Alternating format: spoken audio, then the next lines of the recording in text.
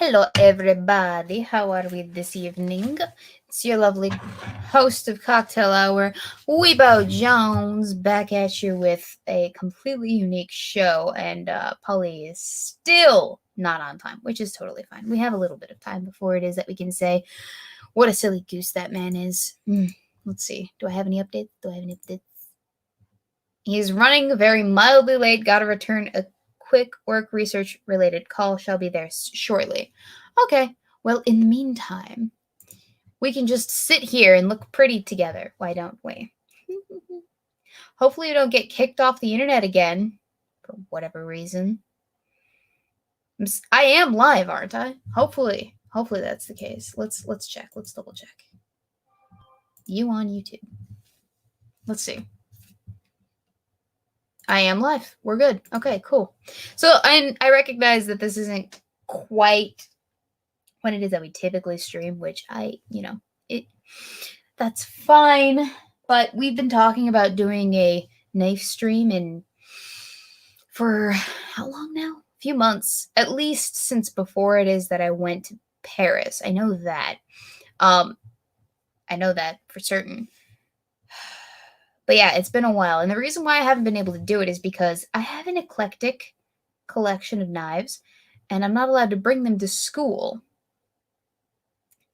So that limits my ability to do the knife stream to whenever it is that I'm home. And guess what? Your girl's home for the rest of the semester because she got kicked out of college for senior year.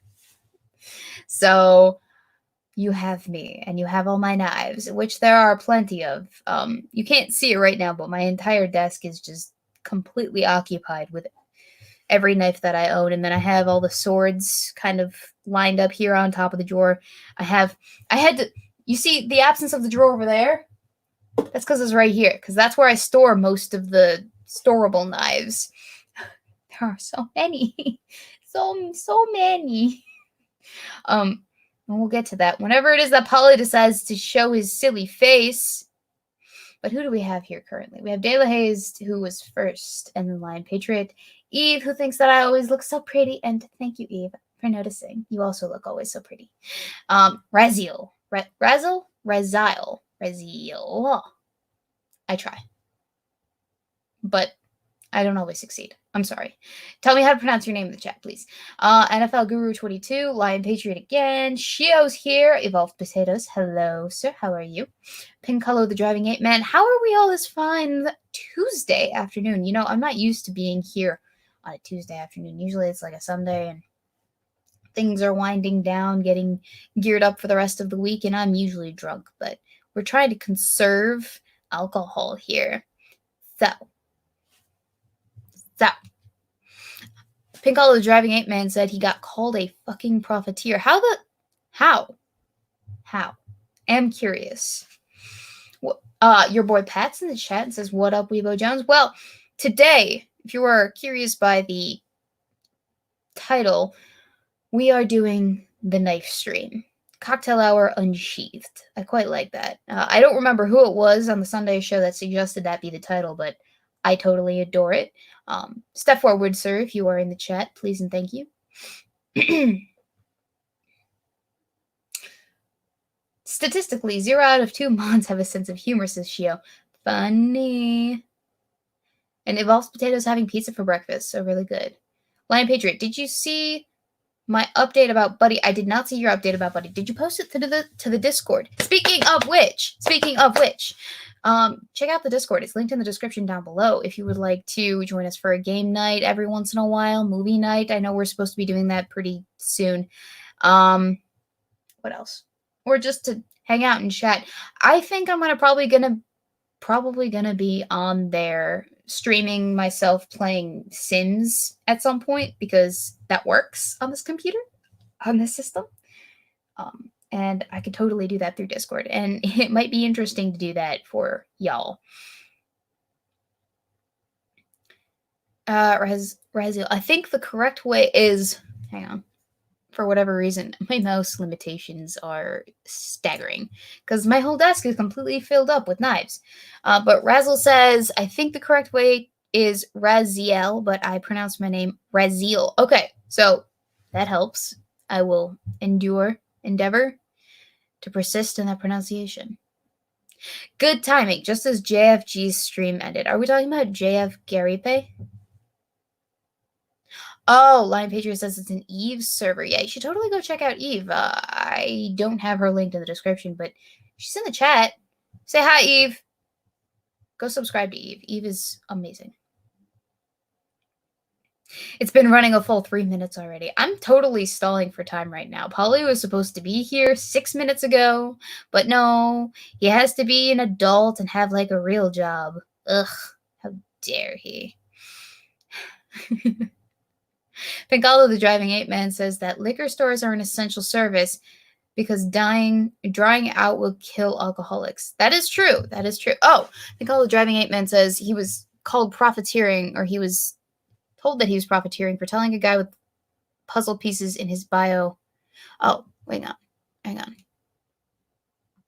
I'm missing half the story here. Hang on. You got called a fucking profiteer today for telling a guy with puzzle pieces in his bio, writes for Medium and thinks he's Batman. That liquor stores are an essential service because drying out would kill all alcoholics. Okay. That's the whole story. Yeah, that makes sense. Because alcoholics, withdrawal is extremely devastating on the body. If you've been addicted to something, a substance, for a great many years, your body becomes dependent on that specific feeling. And if it gets to a certain point where it's so extreme, you can die if you quit cold turkey, which would happen if alcoholics weren't allowed to buy their liquor. It's a sad truth, but it is the truth. Polly's on his way, last I spoke to him, says Eve. How long does it take to go just clickety click of the link? I have an overabundance of knives in front of me right now, and I have to resist the temptation, the itching to pick temptation to just like grab one and start like flicking it, you know? Or caressing it gently, because I don't want to give too much away. I don't want to, blow it too early. You feel? So we have to resist, Weebo. We have to resist the urge to touch your sharp and pointy objects.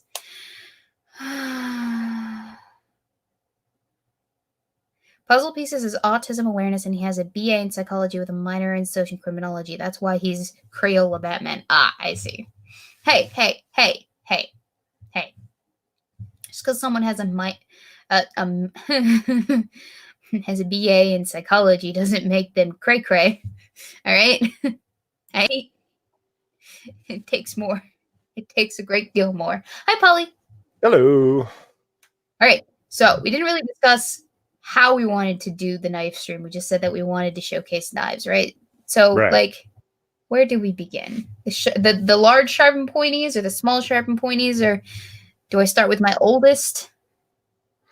Well, as we talked about last time, this is really going to be a Weebo knife show because I don't have a collection. I merely have a small selection of knives. And you're going to find them all very, very similar to each other.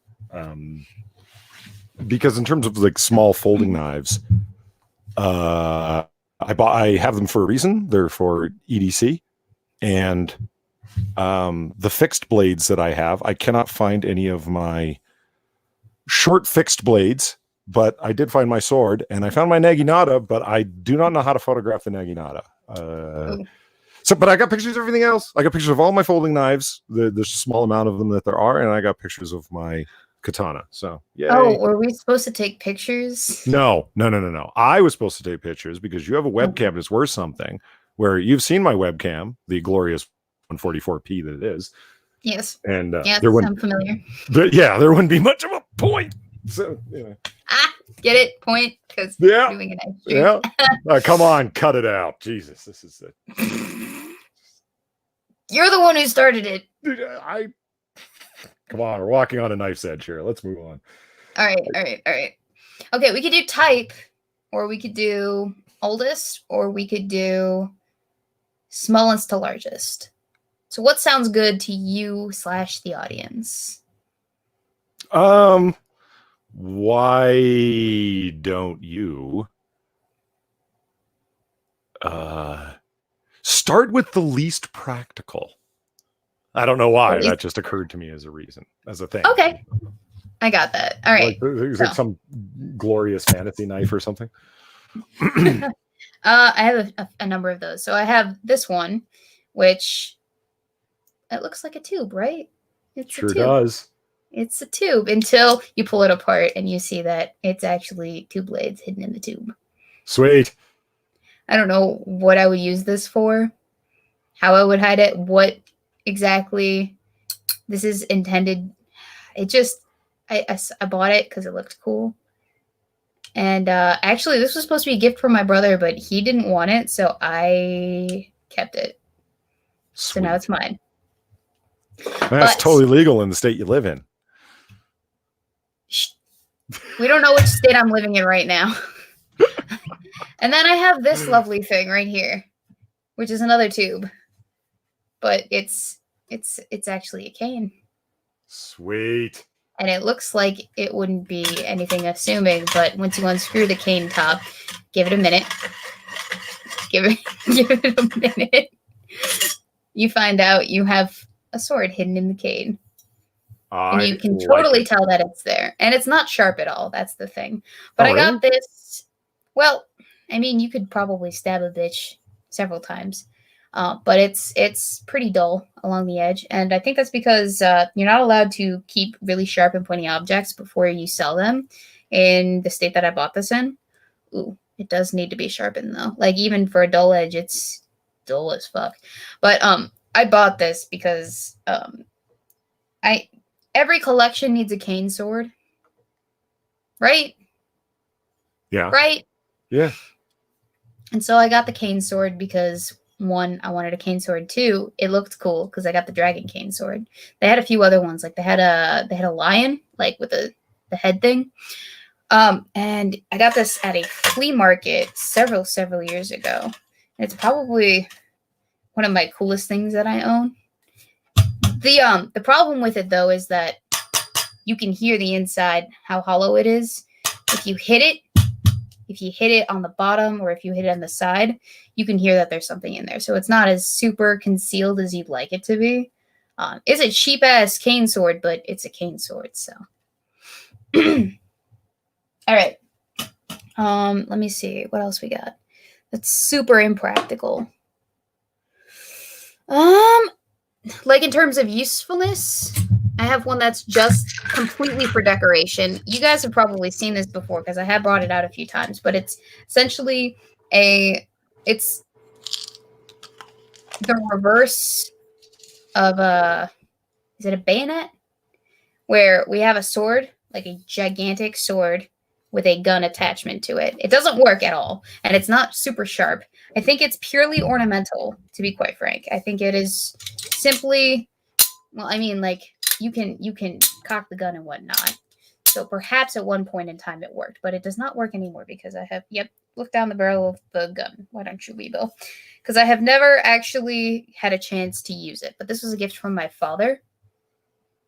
Well, if you want to cut in with questions, you can. All right. It's just me talking. Well, I'm just getting things prepared. He's preparing. This was a gift from my father, actually. This is the most prominent gift I think I have from my dad, because it's the only thing that he's ever given me that wasn't completely useful. There wasn't? Okay. Well, because, like, what am I going to do with this? It's not an actual sword that I can actually use. I can't shoot it. It's purely decorative, which I'm okay with, because I like having this. I like being able to be like, all right, I will display this on a shelf somewhere, and it can be a nice talking piece. I like the sword a lot. It does need a little bit of, like, polishment, though. I will say that. Polishment. That's a word. Mm-hmm, mm-hmm, mm-hmm. But yeah, typically my dad gives me gifts of usefulness. Like, I don't get clothes from dad. I get a humidifier and a food dehydrator. And I want a food dehydrator. Oh, it's so fun, dude.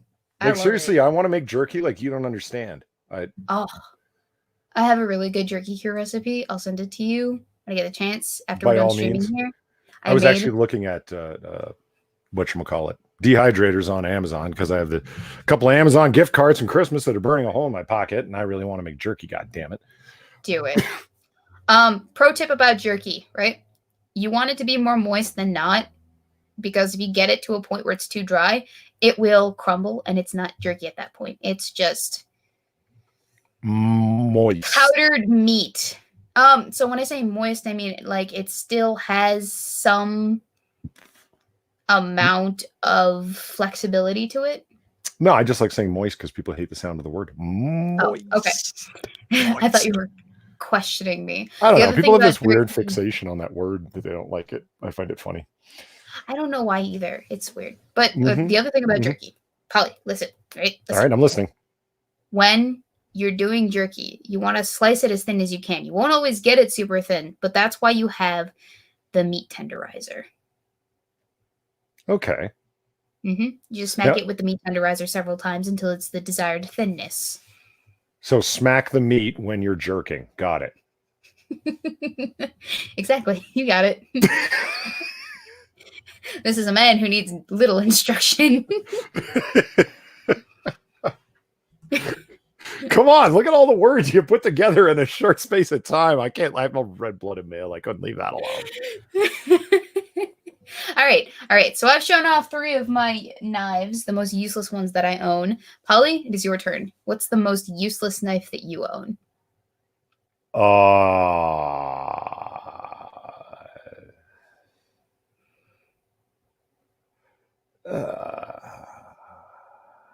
I don't own anything that's not functional. So like I was saying you because I don't. I'm not even trying to be a dick. Okay, well they're all proper either carbon or stainless steel. And I can even tell you the type of steel that they're made out of because I get all deep with it like that. Well, nice face. Jesus Christ, I'm gifting that just to spite you, woman. All right. Okay. Go on. By all means, turn me into a meme. Do you know how many dreams of mine that you would make come true if it became like a popular meme? My face. Oh no, I hear you. I mean, it's just saying. I'm just saying. What I mean to say by that is that I thought you had from our previous conversations a number of like fantasy blades, like Jon Snow's sword, or yeah. Well, not Jon Snow, like nothing from like directly from fantasy. I have those right here. I have a lot of knives, but I have like 3 main fantasy type blades that you would find in like maybe historical context, except for this one. This one's totally ornate. But I don't want to get to those yet. Those are my ace, you know? You understand that, like, as I mentioned previously, that this is largely the Weebo Unsheathed stream. I'm just here to keep you company because I've got a small selection of practical blades that I largely EDC with the exception of my Naginata and my Katana. All right, well then display one of them. I'm trying to like parse it out here, so it's not just me. But this is the Weebo stream. That's why it's on your channel.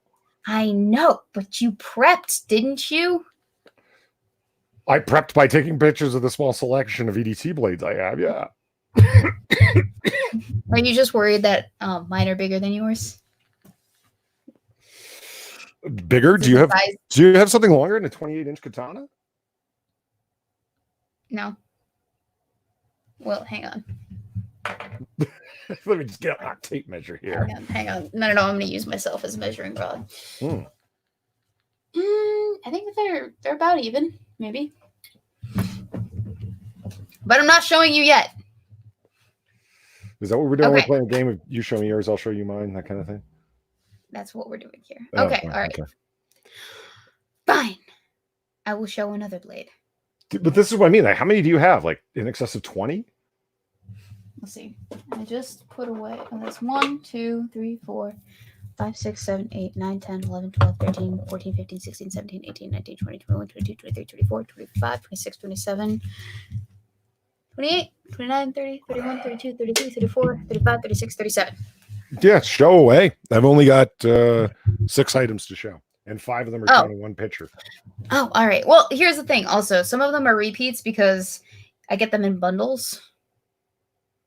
So for instance, here are my next more useless knives. These are practice throwing knives. Not super sharp. crappy quality and a little bit rusted in some places. Also, a little bit dinged up, but that's because they're practice throwing knives. So I don't mind getting them super dinged up. There are Mhm. 3 of them. They came in a set. Same flea market that I got the cane at, by the way. I love those guys at the flea market. My boyfriend got himself a nice 2-handed longsword from them that he calls Odin. And as you can see, this one's actually got a little bit of dirt on it, too, from the last time I went practicing. Yeah, because if you have enough land and you have a decent enough setup, you can set up a pretty good knife throwing range.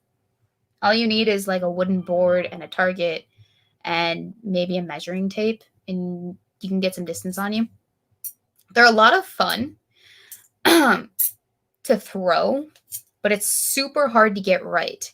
And if you're out of practice, like I am right now, I couldn't probably hit a target very well at this point because it's been a few months since I actually did it because it's been shitty weather, and also I've been away at school where they don't allow me to bring my knife collection. But yeah, these are one of like several different sets of throwing knives that I own. But these are the crappiest ones that I own. But when you're practicing throwing knives, from my experience, you want a plethora of different knives, different weights, different distances from the target, because the idea is behind knife throwing, in my experience, is that you're not always going to be the same distance or have the same knife in your hand or have it be the same weight in every single instance. So you want to get practiced with a vast array of different throwing knives. And so that's also why I have these 3. Now, they are virtually the same as this one, kind of, in, I guess, type or shape. It's just the size is a little bit different. And if I'm being quite honest, this is heavier than this, but this is bigger. And so when you're throwing a different knife that is heavier but is smaller, you throw it in a different way. So it is pretty lightweight. You can kind of see it's very well balanced, which is important for a throwing knife, especially. The reason why is because when you're throwing it, you want it to arc in a certain way. Because when you're throwing a knife, it goes like this in the air. And you want it to stick at the pointy end. But if it doesn't stick at the pointy end, that's bad because it's not going to stick. And so part of that is distance. Part of that is which side you throw from. So you can throw from this side or you can throw from this side. They're not ninja stars, so they're not always going to stick. Or batarangs. You know what? I should have stolen my brother's batarang too and showed you guys that, because I also got him that for his birthday. He's actually got a batarang, like a ninja star batarang, Polly. Yeah. Which you can totally get. And they are really useful, actually. The practicality of throwing a batarang is more practical than throwing knives, I'd say. Because both sides are sharp and pointy, because you've seen the Batman symbol. One side is the cape, the other side is the other cape, and Sure. that's pretty much it. I also got these from my dad for Christmas one year because I asked for throwing knives one year. And this is what I got, and I'm really happy with that. But this was actually well before he gave me the ornamental blade, the one with the gun. Right. And that's not the end of my throwing knives, believe it or not. I have 2 whole other sets. So I have this set, which used to be a set of 12, but is lacking in 2 because I put them somewhere. Oh, no, I know exactly where they are. One's hiding under my mattress, and the other is in an undisclosed location. Okay. So this is a set of what used to be 12 throwing knives. They look like this. And this is actually a gift from a viewer, one of you guys. I think they went on my Amazon wish list and they got me this set of throwing knives because I had put it on there. I can't remember exactly who it was from, but as you can see, they're very similar in construction to this, with the exception of this one has a little bit less airflow in the handle, and it's got a rope wrapped around it. But where it is similar, or it is also similar to this throwing knife from earlier in that they also have these lovely little holes at the back. I'm not quite sure what they're used for, but I want to say that they're for easy maneuvering between the two fingers. They're speed holes. They're speed okay, to be fair, everything I know about knife throwing is coming completely from my own, like, using experience. And what works versus what doesn't is from trial and error while it is that I'm actually throwing the knives. So I'm by no means the best, but I'm by no means the worst either. So that's my set of, like, at this point, 10 throwing knives. And then I have one more set of throwing knives that I'll get out of the way real quickly. Sweet. These are the heaviest throwing knives that I own. And they look like your average Renaissance throwing knives. Typical stuff. They're very heavy. So if you can notice, the balance is a little bit skewed towards the front of the blade. Whereas usually, in my experience at least, with the throwing knives that I have, they're pretty evenly balanced between the hilt and the blade. The blade ends further in the middle than it does on the other blades. Further in the middle? It ends closer to the middle than it does with the other blades. And before I continue on, I just want to get this out of the way. Thank you, Pink Hollow, the Driving 8-Man, for the donation on the Super Chats. Back in the Navy, we threw our folders. Flick and toss. Yes, those can be quite dangerous as well. You know, if I were to show off my collection of paper and how dangerous I could be with a paper, even to myself, it would be a never-ending stream. But yeah, these are quite heavy. I've never actually had the opportunity to use these because I got these, I think it was either this Christmas or last Christmas. And if I'm not mistaken, yes, these were a gift from Boyfriendo. Nice. He knows the way to my heart. Yes, this was last Christmas that he got me these. And this is a set of 6 heavy-duty throwing knives. You can hear the nice clink, clink, clink, clink.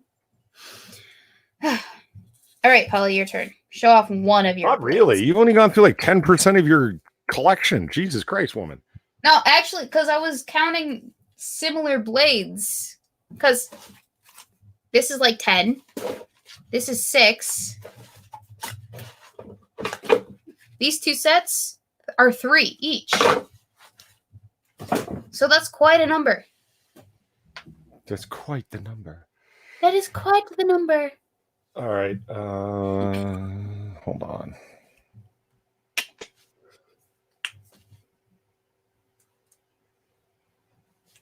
All right. Judging from what I've seen in chat, I'm just going to piss everybody off with my blades because everyone's like, no, well, let me tell you what's going on with that knife. But, you know, hey, you ever been to my channel? All I do is piss viewers off. So there's my EDC knives. All right. Hang on. Ooh. Can you tell I'm not a professional photographer? I'm not. I can tell. Yeah, I'm not at all. I mean, at least you had the good sense to use decent lighting, so it's not grainy, and at least you had the decent sense to use a mostly solid colored background. Yeah, that's the other side of a clipboard. It's the only consistent thing I could find that was relatively not glossy, and it's still glossy. In any case, for those 5 are cold steel. Yeah, I don't give a fuck if they're inexpensive. I'm fucking broke. You don't like it? Get fucked. As you can see, going deadly. There's a Voyager from the top. That's what it's called. Is a Voyager with VG1 steel, right, made from Japan. I'm a fan of it. The handle on it sucks. It's Zytel, which makes it like Zytel's a great material for certain applications. For knife handles, I'm not such a fan. You really want something that's more like carbon fiber, like a G10 or something like that. It ends up having a lot of flex, especially for a 5-inch blade like that. Right beneath it, your classic Recon 1. I am disappointed in this Recon 1. Don't get me wrong, I love it. The ergonomics of it are fantastic. You cannot have that knife slip over your hand in a stabbing motion or a cutting motion in any kind of way. It makes it extremely practical. That's the 4-inch blade. But the blade itself is what disappoints me about it, because when I bought it only a short time later, they came up with a CPM steel, which the mini Tonto here that you see beneath it, also from the Recon 1 series, is made. They did finally step up to carbon fiber G10 on these handles, which is really, really nice. And they have the triad lock, and it's like you will break the blade before you break that lock. So that means very reliable. So we're going to fold on your hand and cut you awfully.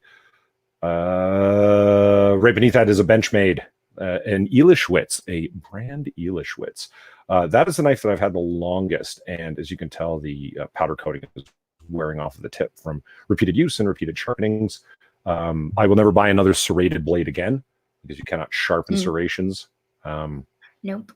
You can like send it back to the factory, to the Benchmade factory, and they will resharpen it to factory standards, but you can never get it to like a knife nerd sharpened standard. I've had these ones professionally sharpened, and they like by hand with a proper Arkansas stone, well, set of stones, and it holy Christ, are they ever sharp. And I'll tell you something, the difference between the lesser quality AUS 8 steel that this guy's made out of, which the higher quality CPM steel this one's made of, this motherfucker may take forever to sharpen, but Jesus Christ, does it hold that edge well. You can just feel the difference. And at the bottom, what was I going to do? Not buy the 2-inch Recon one? Well, of course I was gonna. I mean, hello. So what I'm missing out, I am missing out on something though, which is of the Recon 1 series, is the extra large, which is 5.5 inches. And I want it so bad because it's available in CPM steel. Unfortunately, it's really expensive. It's like over $200. And again, broke. So, there it is. At one point or another, I have EDC carried all of these. Currently, I'm EDCing this guy right here in the middle, the Mini. And when I feel like carrying a pocket sword, then comes the Voyager, the Cold Steel Voyager. Okay, now as you might be able to tell, they're all Tontos or Americanized Tontos. I was going to comment on that, actually, yes. Yeah. I notice you have a preference. I do. The before somebody in chat, I don't have chat up in front of me, but that's not really a Tonto blade. Hold on, let me tip my fedora and explain to you what a Tonto really looks like. So I know it's an American Tonto, is popularized by Cold Steel. A lot of them are Cold Steel knives, 4 to the 5. I get it. It's just describing generally. I like it because I practiced Japanese martial arts for 4.5 years and really love the design. I feel comfortable with it. I like the look of it. And the Americanized style of it, very angular, I am fine with. So, yeah, there you go. Nice. So, there's all 5 of my EDC knives in one picture. Oh, wait a minute. I've got another. Ooh. Oh, my God. It's so high res. Same knives, just from a slightly different angle. I was hoping the light would catch it better. I think I like this angle better. Yeah? Does that show them off a little bit better? God, they look so greasy. They're all clean blades, but the because of the light and the reflection, it looks like... Oh, there's another difference. The Recon 1 series just had straight normal powder coating on them. The upgraded steel on the 2nd edition ones have DLC diamond light coating on it. Guys, DLC for the win. It's so worth the extra like $30 that they tack onto the price, in my opinion. Look at you see the shiny bright showing through on this guy. Actually, I can just see. That's just from the edge rubbing against coins in your pocket and things like that, and it just wears down over time. This guy is almost as old and nothing. Holy fuck, is that a resilient surface? Don't get me wrong. I'd rather have no surface at all. I'd rather just have a satin finish, a satin stainless finish on a knife. But, whatever. You live with what you can. And then look how worn out the powder coating is on the Benchmade Elischwitz. Damn. All of them are backlocks except for the Benchmade Elischwitz, which is an inline lock. And there's my EDCs. Nice. So if you were to recommend them to someone, any one of those blades, which one? If I were to recommend any one of those to somebody for an EDC blade? Yeah.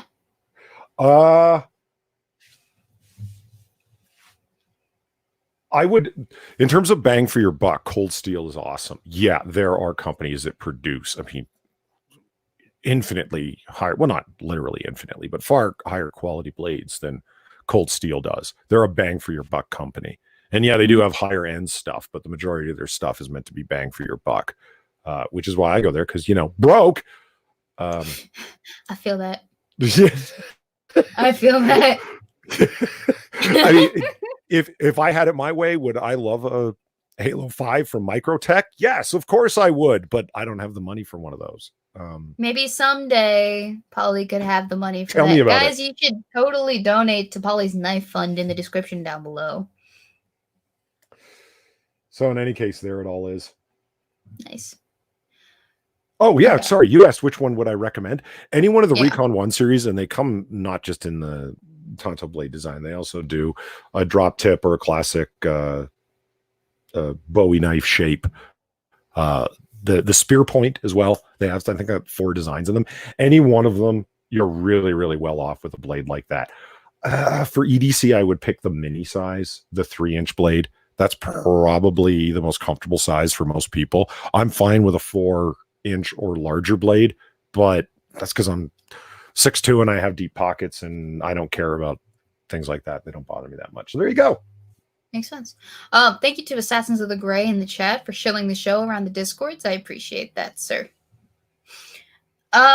So you mentioned that you'd never buy a serrated blade again. And, you know, I understand that they can be a bother to wield, but in some cases, they can be very helpful. For instance, this blade, it's relatively similar to the throwing knives that I showed you, except it's shinier and it's also got a serrated blade, but it's also extremely sharp. Hang on, let me alter the perspective so you guys can see Whoa. it. Zooming to the close up to the cuteness. Hello. Exactly. Hi, guys. Yeah, so this is a lot shinier. It's got a serrated blade.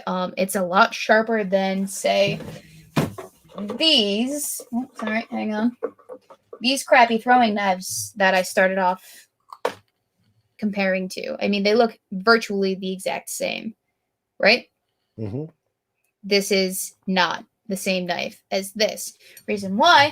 Because this is specially designed so that it hopefully doesn't rust as well as the other ones, but it's also a dive knife. Now, I don't know how much you guys know about diving underwater and stuff, but essentially a dive knife, it comes with a nice sheath that's supposed to lock the blade into the sheath. Very and nice.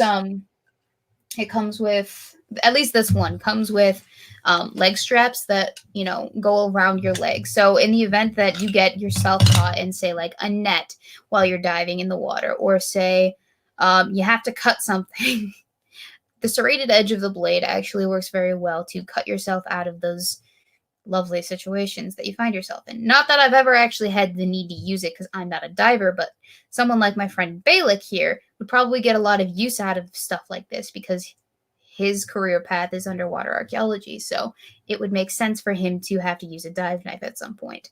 But yeah, serrated blades are very specific in their use in that, like, you wouldn't use a non-serrated blade when you're cutting up bread. Just like you wouldn't use a non-serrated blade when you're cutting a rope. It has the advantage of getting you through a tougher substance in a shorter amount of time than if you were to, say, just start slicing away at the non-serrated edge of this blade. Sure. So that's why I do say I will buy serrated blades. Anything with a serrated edge. And this one right here, I believe. Yes, it also has a serrated edge, but it's near the hilt as well. So anytime, this is also a gift from boyfriend. Nice. it's my what would I say it's called? It's oh god, what is it called? They dress up in costumes and they fight like ninjas, and they have the different colors, and they're Holly, help me out here. No. Oh my god, I'm Mighty totally Morphin Power blanking. Rangers. Yes, Power Rangers. This is my Power Ranger knife. Gotcha. It's blue. It's the only knife that I have that's not like decoratively colored in an ostentatious way. It's just kind of accented. Right. But yes, it is also serrated. It also comes with its nice little hilt with a really nice belt clip on the side. So I keep this one actually in my car for self-defense purposes. Because, I mean, it makes sense. It clips into the side of my car very well.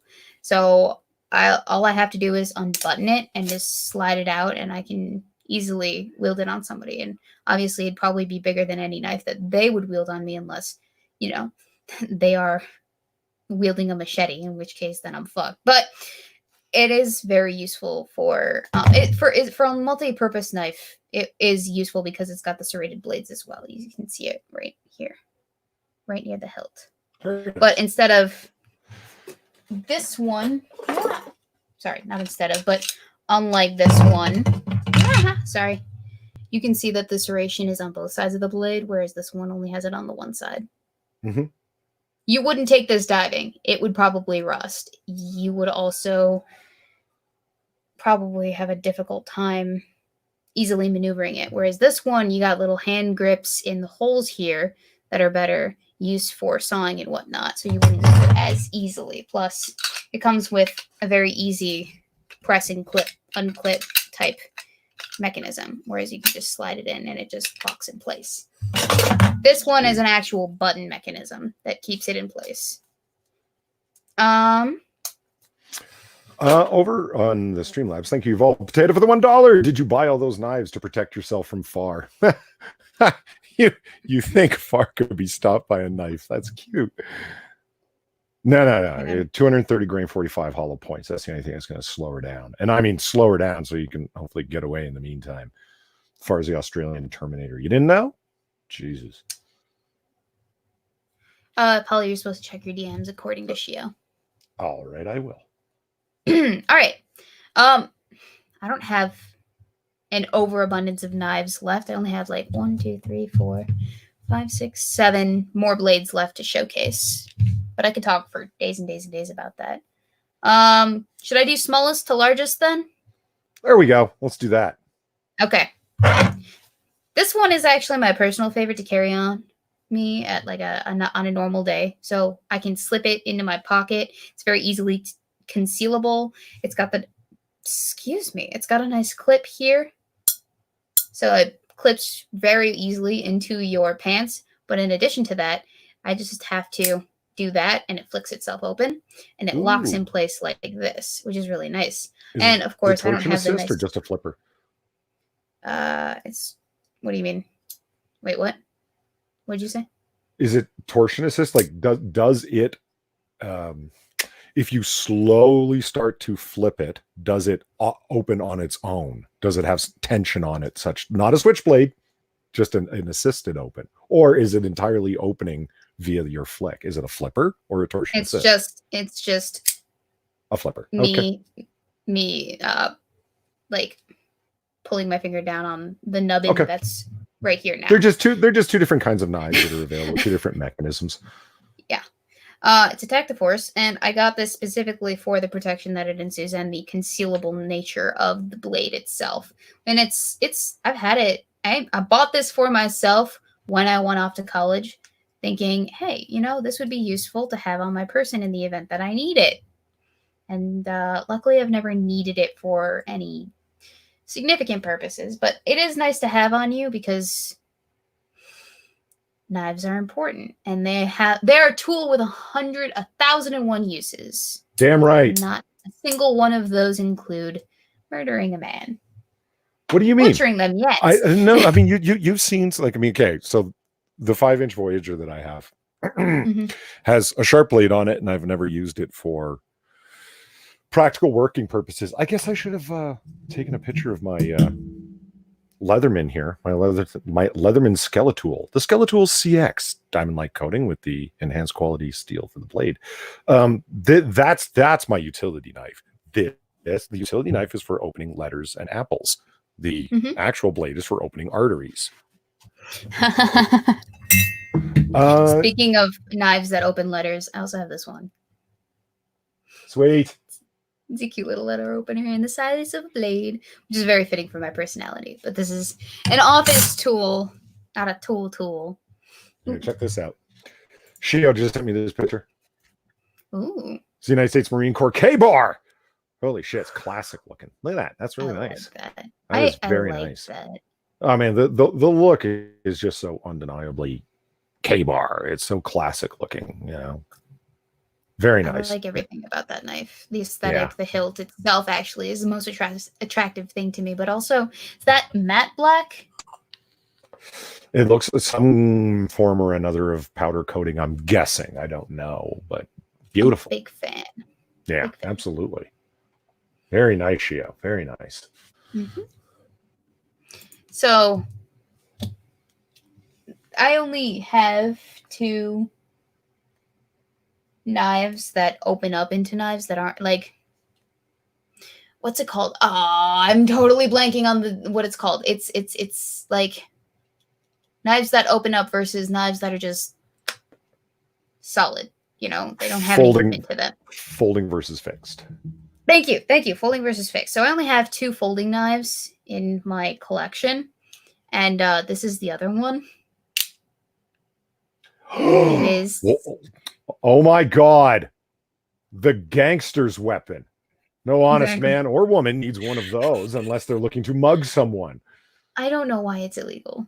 Yeah, I know, I hear you. It's ridiculous. Like that's more deadly than just. It's like, well, you can rapidly open it. Have you seen how quickly you can open a knife with either the hole or the disc or the pin or any of the other opening mechanisms? Anybody who's practiced for like 5 minutes can get their blade open just as fast as that one. It's just they're just cool to have. Auto knives in general are cool. If I were to time both of these, right?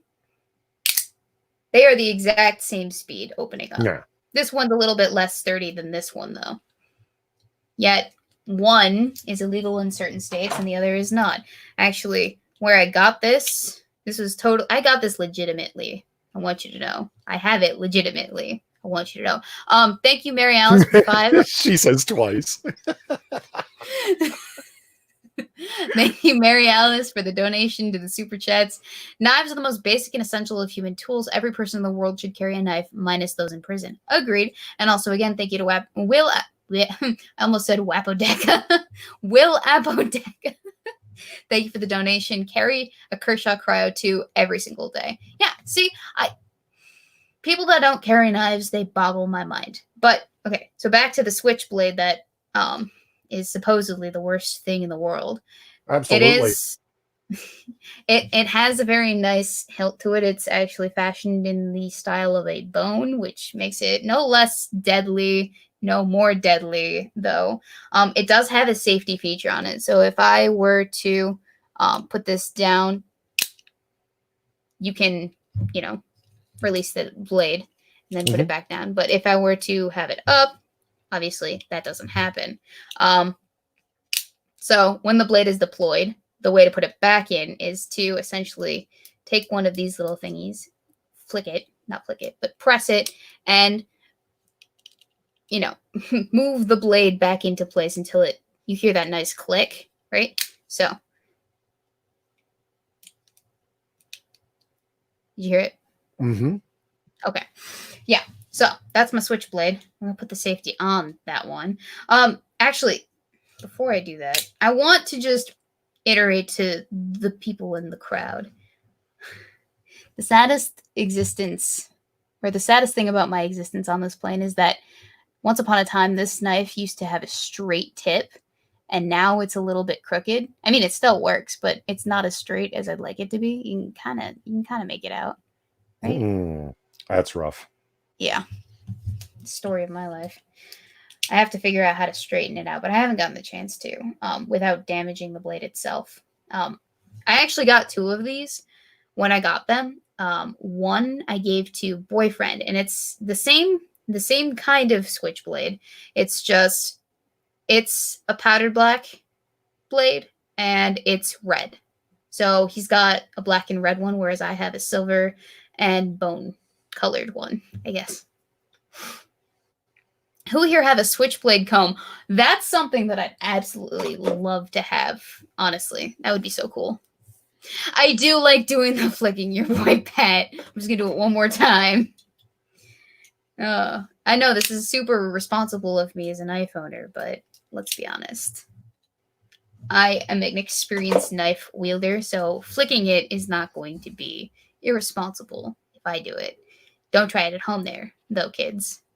Pat says he used to have a butterfly knife. I'd love to have a butterfly knife. I'm a collector. What can I say? I really like sharp and pointy objects.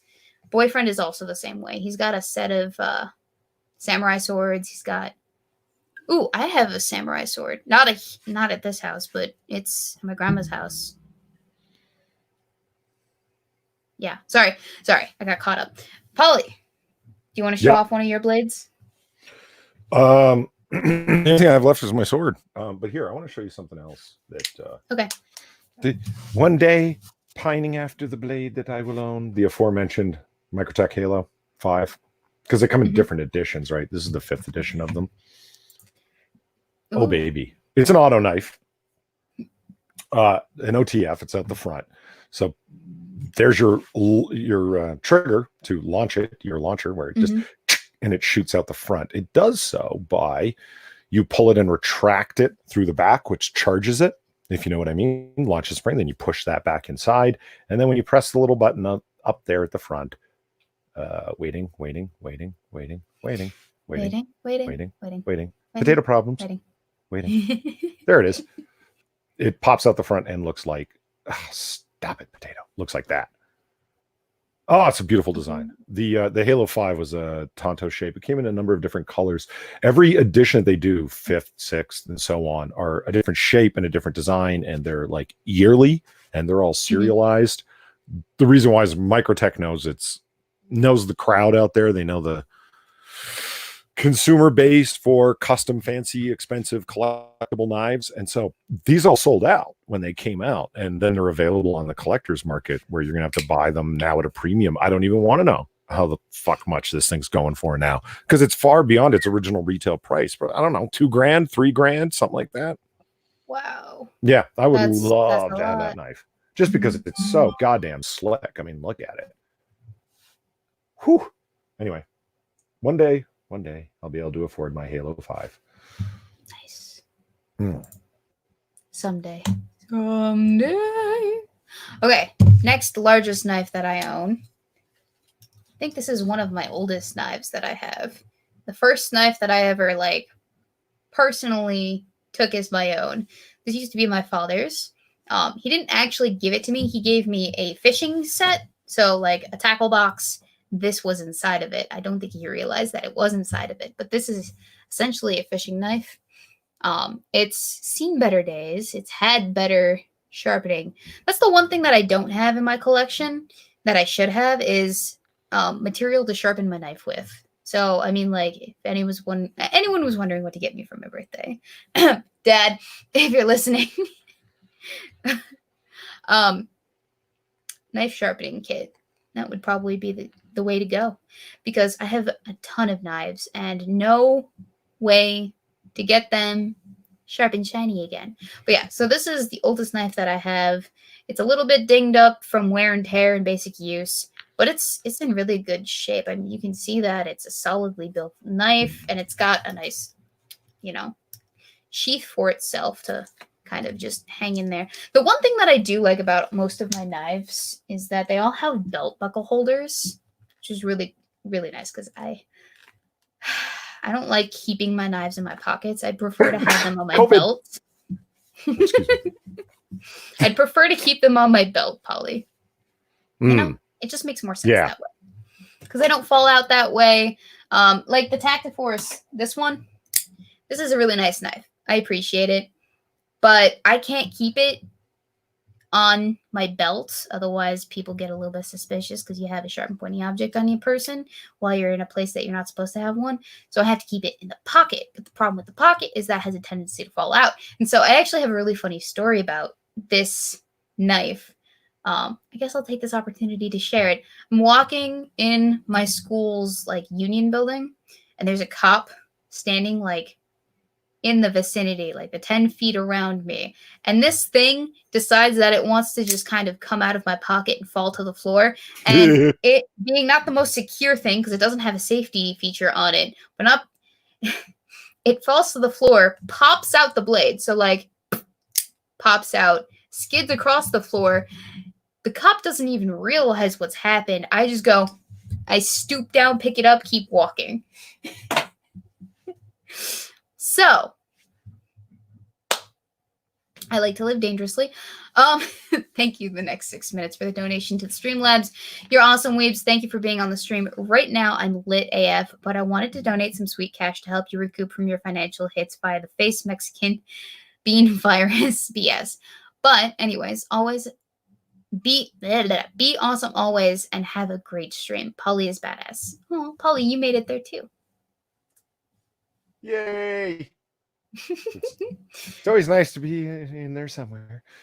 All right, are you ready for the big boys? Yeah. Oh, yeah. All right. This one I'm particularly proud of. I don't remember where I got this one, but I adore it. I think it's made a premiere. No, I do remember where I got this bad boy. I got this bad boy at the same flea market that I got my throwing knives at, that I got the cane knife at, that I got the switchblade at. It's a big, big boy. Stainless steel, made in China. But it... Boo.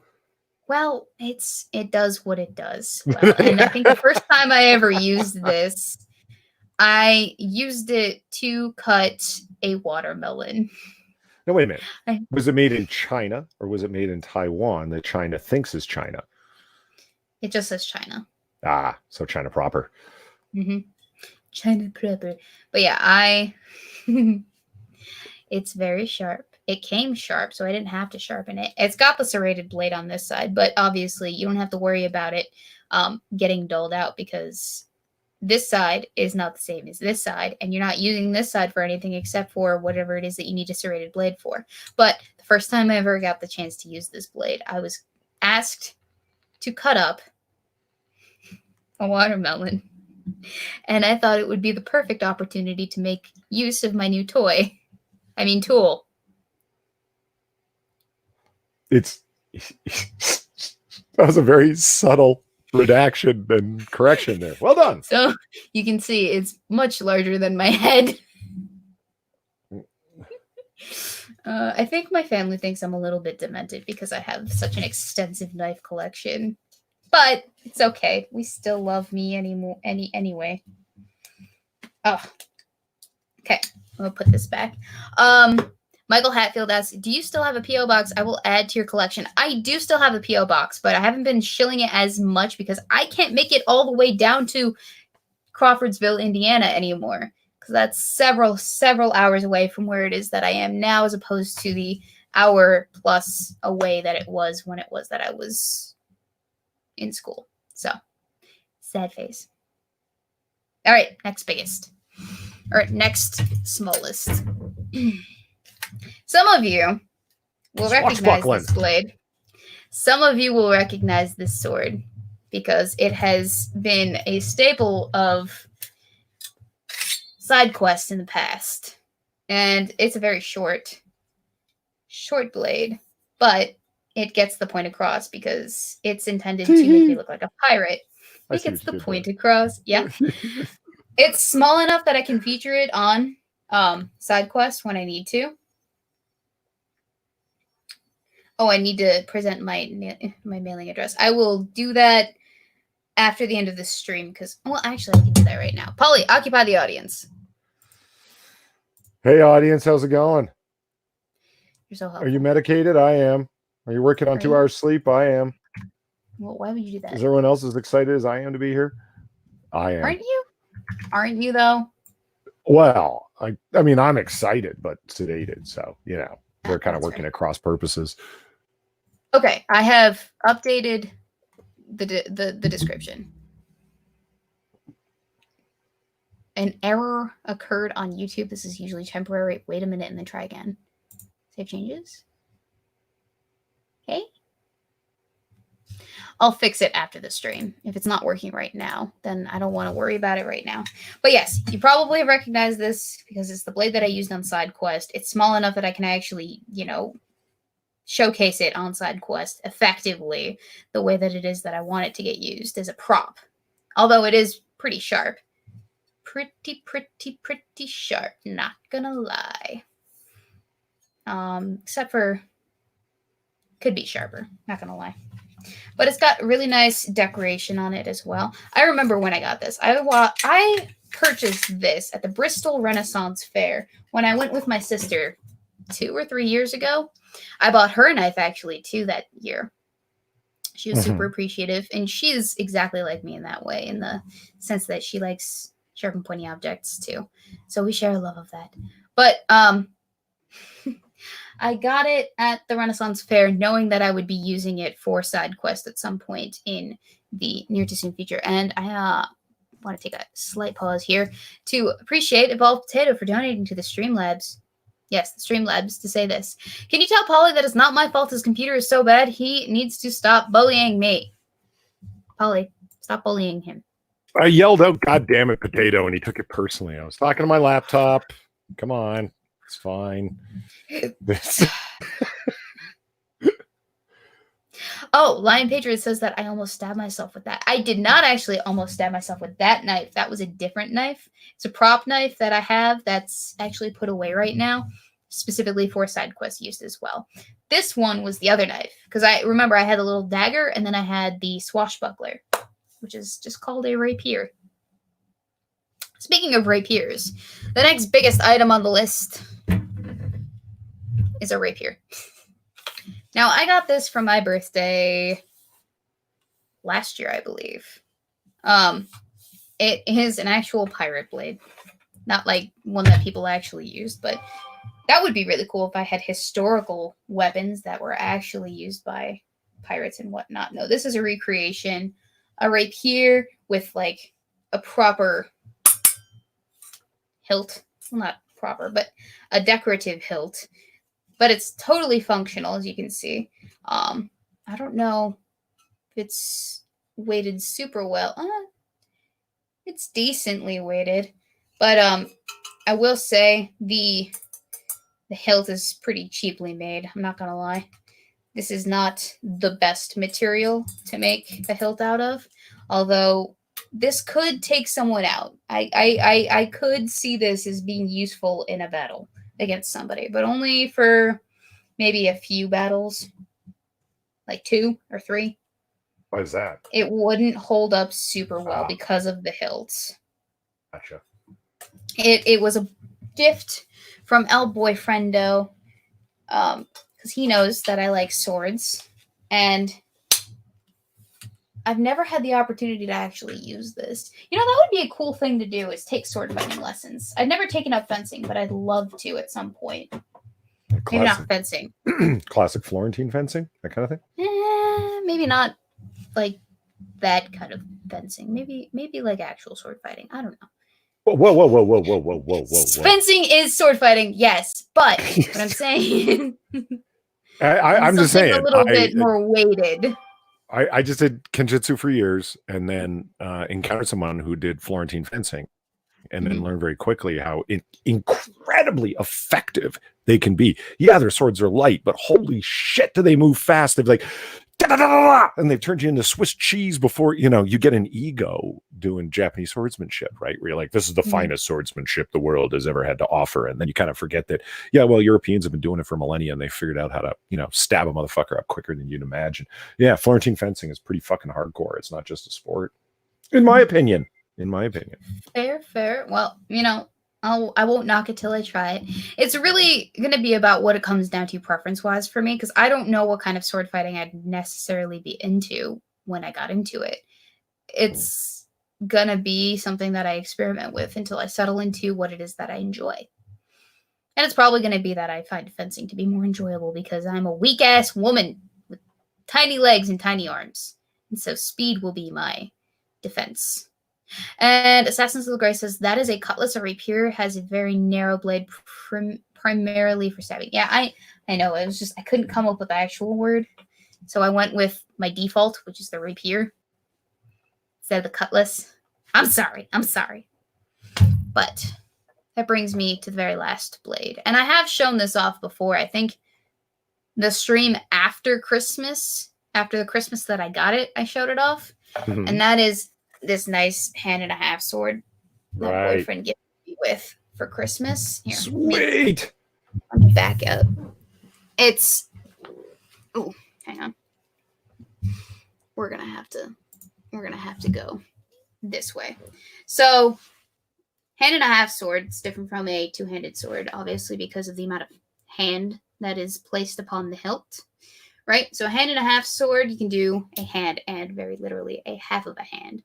So it doesn't quite take up my hand doesn't quite take up the whole of the hilt, which is where this other one comes into. But it's more for, in my understanding, it's more for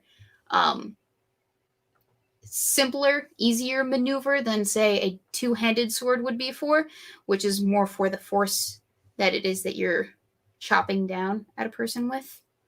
So that's why a two-handed is a little bit more deadly in that respect than, say, a hand and a half sword. But of course, not everyone can wield a two-handed longsword because some of us are tiny human beings. Anyway, Right? this, not super sharp. Yes, some of us are super tiny human beings. This is not super sharp because they don't sell these to you sharpened. You have to go get them sharpened yourself, which is something that I'll probably be doing in the near to soon future. Hopefully.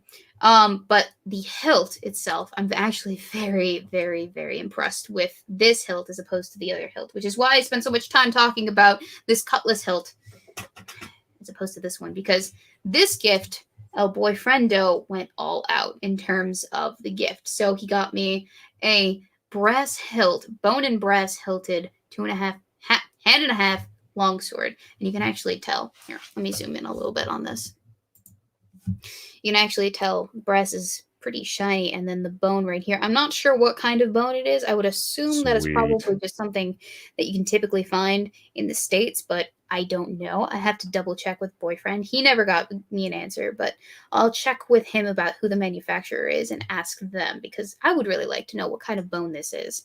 But it is pretty cool. It's pretty sturdy. The quality is spectacular, in my opinion. I haven't had the chance to actually utilize it against anything. You know, like play. Polly, why are you laughing at me? I'm listening. I just, you know, like play Fruit Ninja with it, like I did with the other hatchet over there. Play Fruit Ninja. Yes. Oh, come on, you've never had the notion that, like, oh, you know what I'd like to do today? I'd like to hack away at some pumpkins for the afternoon. Sure, I've never done anything like that. I don't know what you're talking about.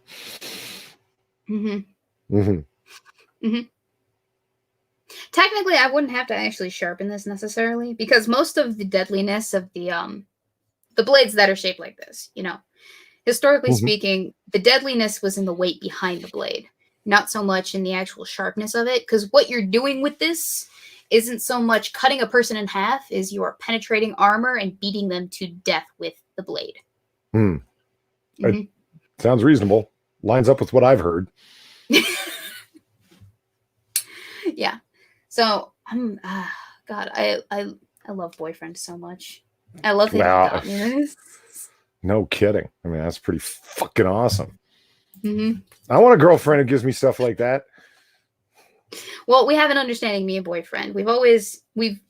I think that's one of the reasons why we're together, like why we work together so well, is because our idea of a good gift to give somebody is a knife, because it's the most practical thing, and we both like it.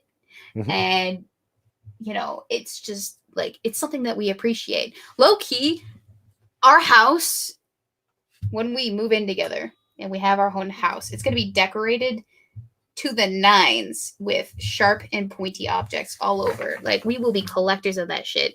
And it'll only become a problem when we start having kids. I don't know what we're going to do then, because our collection will most definitely have grown to a point where we can't just keep it in one room and keep it under lock and key. We will have to, like, I don't know what we'll have to do. So if someone has a suggestion for how to deal with safety proofing your house when one has kids and an overabundance of sharp and pointy objects, please let me know in the comments down below, because I don't know what we're going to do. Well, you could do what is ultimately my dream when I have kids, which is just all the firearms are going to go into a loading room, which will also have the gun cabinets in it, right? And then a locking door that has one of those, either the spring-loaded hinges or the garage door deal above the door that automatically closes the door. You can't accidentally leave it open. It closes behind you, and it has one of those mechanical keypads on it, the 6-digit thing. That's my plan going forth with kids, is that guns do not, and then establish a discipline. Guns do not come outside of this room unless they are on your person, like either for concealed carry or because you're going to the range or whatever. Other Or than because you're that, cleaning it or whatever. Or no, you right. would clean it in a Just guns don't cross the threshold unless it's for a very specific reason. You don't, like in my house, because it's just me or a lady friend that might be over. There's just there might be a gun lying around somewhere, but that's like my nightstand gun or something along those lines. That's what I mean by laying around. But it'll be a different situation when kids are around because you don't want them playing with sharp objects and such. And there are shooty objects. safety wall mounts, so they can't pull them down. Just put them up high. Okay, see, that's the kind of advice I'm looking for. Because as ideal as it would be to lock them up in a room and never and like throw away the key in case unless we need them, it wouldn't be practical because the intention behind decorating the house with knives is twofold. One, we want to put our things on display because we're proud of them. But two, it's also easy access for in the event that we need to home defend and we don't have the ability to go for our guns. Hey, I'd like to we see just have something like Naginata on the wall. I can take you down with this just as easily, sir. I'd like to see something like that. I've seen the quick release but locked rifle and shotgun and handgun devices, but I've never seen one for blades and swords and such. I'd like to see what that looks like. That'd be interesting. I'd like to see a link for that. If Lucky Pop Tart, you have one, please. I need them. I need them now. Golden Age Radio says emotional support, Halberd. Thank you. Next 6 minutes for your donation. Polly, you have been burdened by a bad potato for too long. Of all potatoes, a gentleman, I like them just fine. It was just a pun. It was a pun. Polly, you've been burdened by a bad computer potato for too long. You deserve a good potato. Spelling is hard for me right now, but dude, bro, you're awesome. And you need sweet accessories for your badass potato. I agree. But more than accessories for the potato, I need a better core potato to attach peripherals to. Am I right? Am I right? Fair. Yeah. I'm in the market for a new motherboard actually right now too. Because currently my motherboard only supports 1 stick of RAM. And that's a problem. Oh no, only 1 stick of RAM. Me. Polly, it's got 2 RAM slots. 2. I'm just saying, my poor potato is maxed out at 6 gigs of RAM, and it's not nearly enough for all the stuff I ask it to do.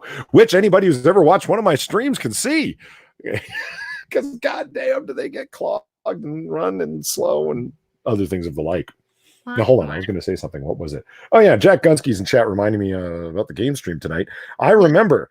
What I didn't remember was that I had promised 3 things, plus I have a lot of work to do on a video that Sinatra and I recorded that I have to continue to get to editing on. I started it last night. I told Weebo I'd be here for the Unsheathed stream, which I am happy to do because I wanted to see her knife collection. Now I've seen it, and it's pretty awesome. Her blade collection, rather, because there's swords in there and everything, right?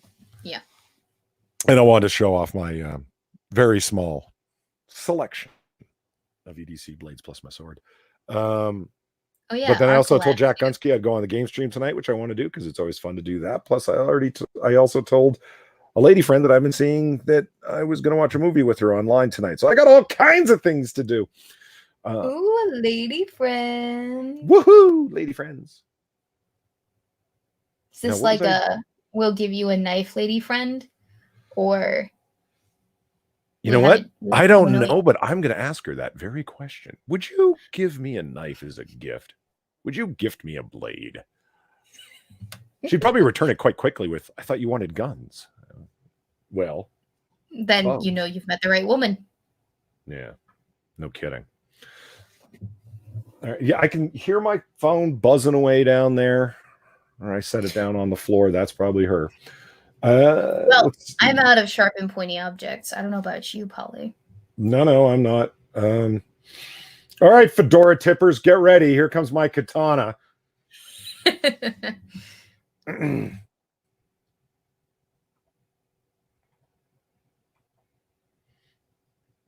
There she is. So I just threw it up on top of my bed to take pictures of it because I'm a very poor photographer and I have no idea how to take proper pictures. But this is her. She is a Paul Chen Hanway blade, and anybody who wants to complain about that, get fucked. It's a 4-time folded proper quenched blade. I wanted it because I was doing What's that? Fourfold's nice. Yeah, fourfold. With modern metallurgy, don't let anybody lie to you. Folding isn't really necessary. And I don't want to get into all that thing. I know, fedora tippers, don't yank your neck off getting angry over it. Yeah, tipping too hard. No, it has to be folded. I know things I've read on the internet. It was seriously, it was about like the metal sucked back then, and through folding, the brilliant Japanese swordsmiths were able to make up for the poor metallurgy available at the time by forcing impurities to the surface by folding them and then hammering them out. And yes, I know you can also do the V-shaped molding of swords by putting a softer steel in the middle and a harder steel on the outside. But with modern metal selection, modern metallurgy, you can have both of those things in one. Look it up. It's true. I would love a classic folded Japanese blade, but they're well beyond my money, which is why I bought a Paul Chen Hanwei. Because I wanted to do actual tamishigiri practice cutting. Tatami mats are rolled up, either with or without a wooden stake, wooden dowel through the center to simulate flesh and bone, that kind of thing. And I wanted a blade that could actually properly do it and not break apart upon being struck. You can see how rubbed in it is from multiple grippings and practice sessions and so forth. It's worn the dye right off of the fabric, but that's how you know a sword's been used and loved. God, look how worn out it is. But, Sorry. You just put so many words together in a sentence. I can't. Multiple rubs? Is that multiple rubs, a good gripping or two. Yeah. What's funny is that they even bothered to, I forget the actual name for it, but the ray skin that's the leather that they use to underwrap traditional Japanese swords. It's very rough, very textured. It's a kind of polymer plastic that Paul Chen uses underneath those to simulate that ray skin. And very nice attention to detail. He didn't even need to do that, but did. And I liked it. There she is outside of her sheath. 28-inch blade. There it is from its long end. A close-up so you can see that it's an actual hardened-edged, proper quenched sword. And there's the kisakai, or its tip. And you can notice all of the scratches from having gone through so many layers of tatami mat rolled up for tamashigiri cutting. Good time. I love this blade simply because, fuck, I've used it so much.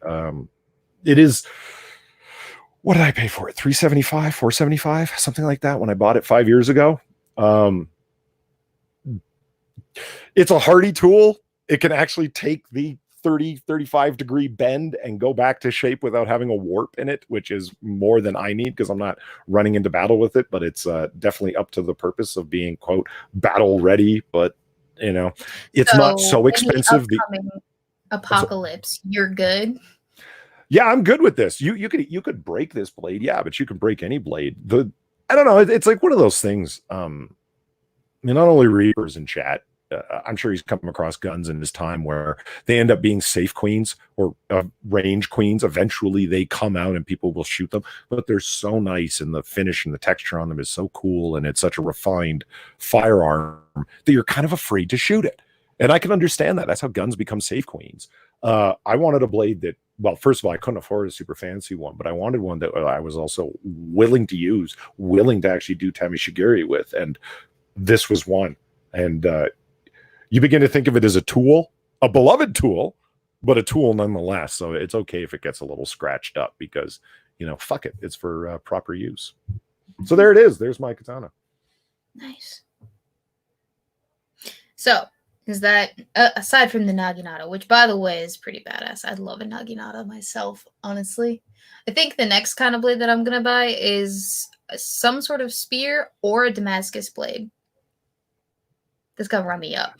Damascus is so pretty, isn't it? It's so cool looking. I've never owned a Damascus blade myself. I'm not even sure if I really want to own one, but goddamn, are they cool to look at? It's the kind of thing where it's like, I want my girlfriend or wife to be into Damascus so I can borrow them and play with them on occasion. Oh, well, my dad's girlfriend has a Damascus blade for the kitchen use, and it is gorgeous. It's her favorite knife to cut food with. But yeah, it's one of those two that I'm probably going to end up buying, but I don't know yet. It's just on my wish list. we'll see. So I know we're like 10 minutes before it is that we're supposed to get off, but I promised Balak that I'd play tabletop games with him tonight. And I know Polly says that he has some things that he wants to get done. So should we do questions and then wrap it up? Sure. Or okay. Yeah, absolutely. So, ladies and gentlemen, if you have any questions for myself or Polly for the rest of our time with you together, the next 10 minutes that will be, feel free to put them in the comments section down below the chat. It will scroll up. We will ask at myself or Polly if you have questions, and we will get to them, hopefully. All of them. You know what's funny is that like I'm reading over Assassin of the Graces hashtag grubby polypaws. That's funny. I have had my grubby polypaws paws all over that. Believe me, if you've ever practiced the Noto returning the sword to its sheath, man, that takes practice. Sliding it along the space between your forefinger and your thumb, the web of your hand, you know, you slide the back of the blade along there, and then as it scratches, the tip of the blade scratches across it, you feel it, and that's the time to turn it up and around and then back into the sheath. That thousands of repetitions to get it right, and I haven't mastered it yet. I can do it competently at best. It's just, I don't know. You watch movies. I don't know if any of you guys have ever watched live action movies where people take out katanas and it'll be like 100-pound girl or some little soy boy, and you could tell the speed they're moving that sword with. The fucking thing's made out of aluminum or plastic because they simply don't have the physical upper body strength to move a steel sword that fast without years and years of practice behind it. I was just watching Altered Carbon, and it's a not bad cyber noir series. I was kind of a little bit unimpressed with it, but it's definitely worth a watch. And there's one girl in it who's constantly whipping out her katana and cutting through like a swath of like 35 guys. And yeah, you're plug-in CGI effects and how fast you're moving that blade. It all just looks fake as fuck to anybody who's ever actually tried cutting with a real sword. And I'm not trying to be a purist about it. It's just, I think it gives people a lowered expectation of just how difficult swordsmanship really is. It's hard as fuck, y'all. Like someone who's like an actual, it's heavy, and it holding the sword at the proper angle to cut into something. You know, it's like people believe that from movies that they can pick up a handgun and shoot 50 yards and nail someone right between the eyes when they've never fired a gun before. And it's like, no, it takes lots of practice to develop marksmanship. You know, it's like, sure, I could shoot 700 yards with a rifle first time shooting and you know, shoot a mosquito between the eyes. And it's like, no, you can't. I gotta say, weaponry is always going to take some practice in order to get it right, in order to get to a point where it is that you feel comfortable wielding it, that you look natural. And I am by no means, no stretch of the imagination, a swords person. I collect them. I have not actually had the opportunity to use any of the swords in such a way that is productive. But what I can tell you in terms of weaponry is the most experience I have is shooting bows and arrows, and that takes an enormous amount of concentration, effort, and practice as well, because not only are you practicing with your marksmanship, but you're also practicing with your endurance in terms of how long you can hold back that draw of that arrow without shaking. And you do have to build on that, because it is a lot of upper body strength, but you start typically at like a lower poundage, but you can move up to, say, 100 pounds. And imagine wielding 100 pounds for an extended period of time, aiming, and then releasing all in one fluid moment. It takes so much effort and practice and upper body strength. And it's no joke. No kidding. And I bring it up because I'm reading through chat and I'm saying, like, hold on, Fedora Tippers. I don't know if you've ever been online. There's people out there that are like, you know, a bunch of weebs, not you weebs, but weeaboo weebs. No, I know. I'm familiar. That are really obsessive with the details about swords. And like, that's fine, but they become these condescending fucking pricks about it. Oh, well, if you don't have a blade that's been folded at least 8 times, it's not a real authentic battle ready blade. It's like, oh, shut up. Fuck it. And it makes me angry. I was watching one of Razor Fist's streams, one of his game streams, the arcades, like I was like 3 weeks ago, 4 weeks ago. It's one of his favorite topics to make fun of, and I hear him on that where it's like he adopts this kind of snotty neckbeard voice that I wish I could do, where he's like, "Yeah, but how many times was it folded, man? What shape tang is that sword?"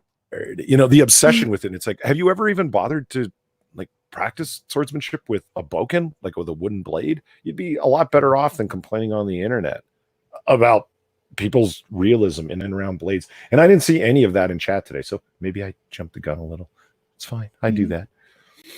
No, it's just seriously Paul Chen blades. I saw someone mention that they have a Paul Chen blade for their money. They're fantastic fucking blades because of the awesomeness of modern metallurgy makes it possible to mass produce reasonable quality katana. No, they are not super high end. They can't touch a antique master swordsmith's blade. No, but they're not meant to. They're just meant to be functional and usable. And on that basis, $300 you can get yourself a functional katana. That's incredible.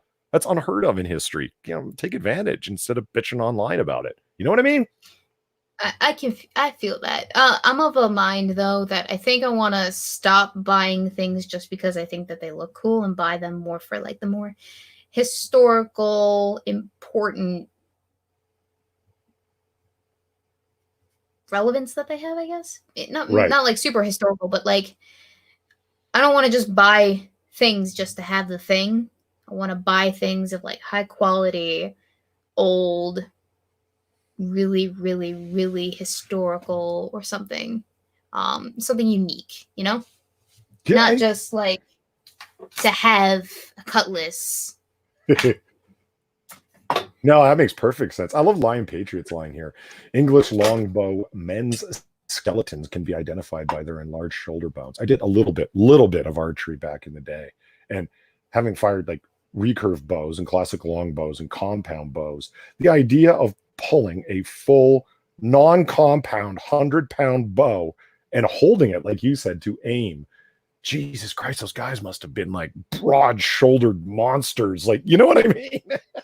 Can you imagine the strength of their fingers? It's like, oof, yeah. Not even. It's not even the fingers. It's mostly, like shoulder muscle and forearm muscle that it is that you are, that you were using, because you are holding essentially two aspects of something that desperately wants to come together apart. Right. And so you have to pull as well as push at the same time. So you're using two separate muscles in two different parts of your body. So two separate muscles on your arms. So the pulling muscle, or the pulling muscle, the pulling muscle is different from the muscle that you would use to push things away, because you are essentially holding those things separately from each other. Sorry, I just repeated myself. I realized. I'm not saying a super bunch of questions, but the next 6 minutes did direct us at you, Polly. Did you know that katanas were folded dozens of times until they had cloud-like formations in steel which had names? Yeah.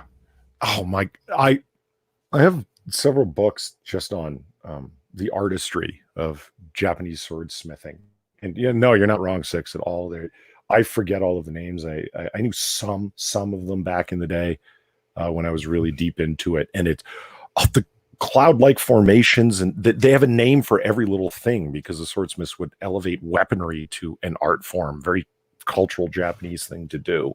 The shape of the hamon, the tempered edge of the blade, that they would turn into its own form of artistry, where it would be wavy or straight or whatever. And you saw the picture that I brought up, the one that is on mine, the hamon is just straight and fogged. Because that is the cheapest, easiest one to mass produce with quality. And I was fine with it as long as it had a legitimately hardened edge, which has been resharpened twice now, and it hasn't made it through that hard edge. So it was a proper temper on it, which I was happy with. But oh man, if you guys look up online if you're even remotely interested in katanas, the artistry of them is really, really cool stuff. So we're about a minute out, and I'm going to take this time to do the wrap up. So thank you, Polly, for joining me for the Unsheathed stream. I really enjoyed this conversation that we had. It was very focused, which is not usually what we do. Thank you for showing me your sword, showing all of us your sword collection. Pretty fucking awesome. Yeah. Well, blade collection. Let's say that. That works. Yeah. Thank you to chat for joining us for our talk about the sharp and pointy of my collection. I appreciate that as well.